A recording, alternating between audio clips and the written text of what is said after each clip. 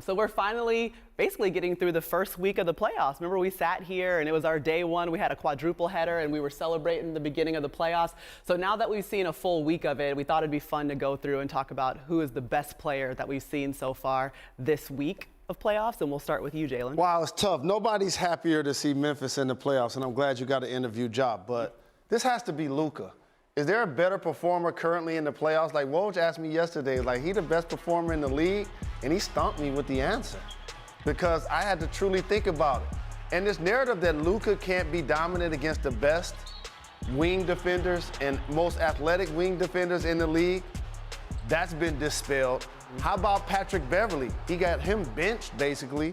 And Zubac, every time he switches on him, 2 minutes last game, he made 3 straight threes. He's got taken out of the game. So he's killing 2 guys and whoever else is on him, and he got 2 guys sent to the bench. Luka's my answer. You just need Porzingis to step up, though. He can't have a flunker like he did last night. No cap. True point. I got to be honest. Like, we talk a lot about Zion, and Zion's worth all the praise. But we looked over Ja Morant. We looked over Ja Morant. And it's the game he had against Golden State. Yes, and Stephen Curry taking on the challenge of guarding Steph and dropping buckets in that game. Over his last 3 games, averaging 36 points per game, shooting over 50% from the floor, Jay Rose. That's nasty. He had 47 in that game against Utah when Donovan came back. He was the main reason why they were left in that game. He is on his Grizzly, and he deserves that top 5 point guard conversation. Okay, I'm with you. No player had more pressure on him in the first round more than Giannis Antetokounmpo in Milwaukee. He set the tone for that Bucks organization by making it clear in the last week or 2 of the season, I am fine with going back and playing the Miami Heat. In fact, I'd like to go back through them.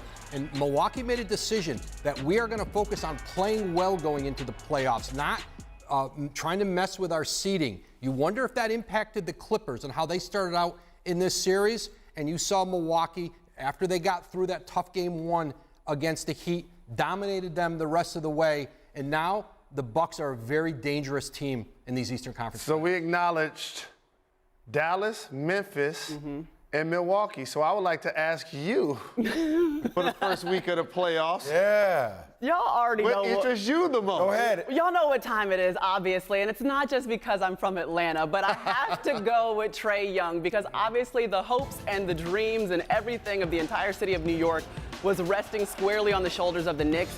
And Trae Young came in and was like, you know what, we're going to steal home court advantage. I'm going to come in, I'm going to play clutch, I'm going to get the game winner, and then we're going to lose in New York, and I'm going to say, meet me in the A. And then I'm going to come out and I'm going to give you 14 assists there. I'm going to give you 25 points. And that's what he's been doing kind of this whole season, I feel like. But it's great to see him in his first playoff games performing the way that we know he can and kind of putting the city of Atlanta on his back. We appreciate you. Peace Trae. up, A-Town down. They're making Julius Randle play in the crowd. Yes, That's absolutely. what they're doing. They're taking away his strong left-hand drives, and when he spins back, there's a help defender right there on the baseline. All right, so the Hawks have the 2-1 lead. All right, let's talk about the storyline that we are most interested in during the first week of the playoffs, Woj. Well, exactly that. The Atlanta Hawks defense. We came into this postseason talking about how Tom Thibodeau in New York was going to scheme against Trae Young and all those really good offensive players in Atlanta.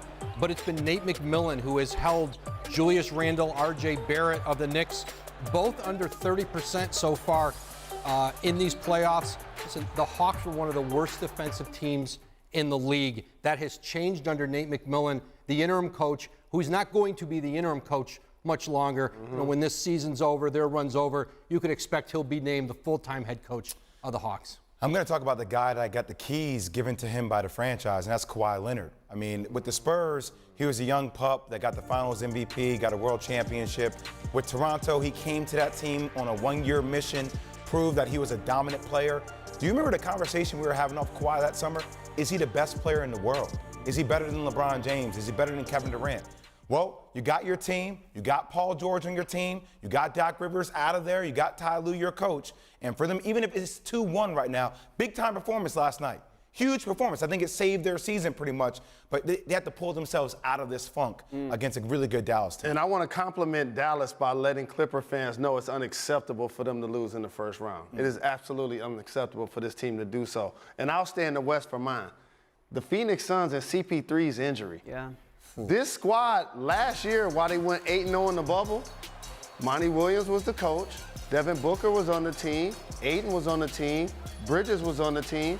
What's the difference? CP3 and helping elevate each of those guys.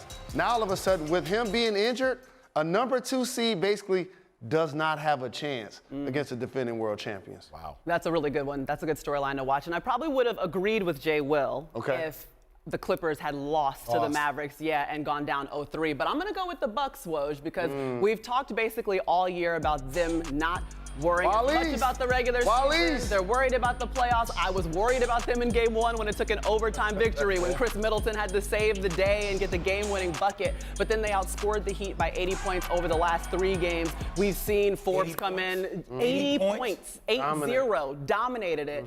And I think maybe because we haven't talked about them as much, we talk about the big 3, we talk about Joel, but the Bucks are alive and well, and it was good to see them playing. I had to get in my break in, my turbo, and my ozone. I'm gonna have to see if I can stand up and. There you go. That's just too short if I can. Hey. Thanks for watching ESPN on YouTube. For live streaming sports and premium content, subscribe to ESPN+.